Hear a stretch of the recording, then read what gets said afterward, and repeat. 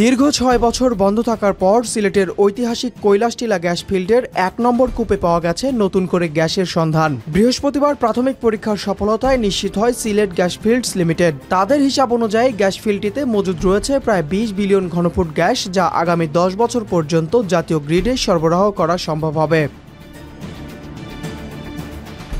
এই কূপটি প্রথম খনন করা হয় ১৯৬১ সালে এবং ৬টি স্তরে গ্যাসের সন্ধান মেলে। ১৯৮৩ সালে উত্তোলন শুরু হলেও চতুর্থ স্তর থেকে ওয়াক ওভার চলাকালে ২০১৯ সালে কূপটি হঠাৎ বন্ধ হয়ে যায়। এরপর ২০২৩ সালে সরকার পুরনো কূপগুলো পুনরায় চালুর উদ্যোগ নেয়। এই পরিকল্পনার অংশ হিসাবে কৈলাসটিলা সহ ৩টি কূপে ২২০ কোটি টাকার ওয়াক ওভার প্রকল্প হাতে নেওয়া হয়। বাপেক্স ১২ আগস্ট কাজ শুরু করে এবং ৩ মাসের কাজ শেষে ১২ নভেম্বর পরীক্ষামূলক গ্যাস প্রবাহ চালানো হয়।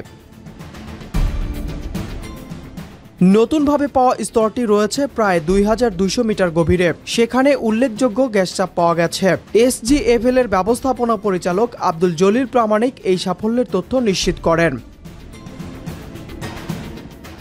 কূপের সক্ষমতা সম্পর্কে তিনি বলেন, বর্তমানে গ্যাসের যে চাপ রয়েছে তাতে প্রতিদিন ৫০ থেকে ৬০ লাখ ঘনফুট হারে জাতীয় গ্রিডে যুক্ত করা যাবে।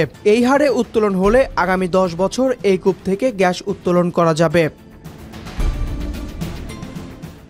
মজুদ গ্যাসের আনুমানিক আর্থিক মূল্য নিয়ে তিনি আরও জানান, বর্তমানে যে দামে বিদেশ থেকে এলএনজি আমদানি করা হয় সেই হিসাবে প্রায় ৩৩০০ কোটি টাকার সমপরিমাণ বৈদেশিক মুদ্রা সাশ্রয় হবে।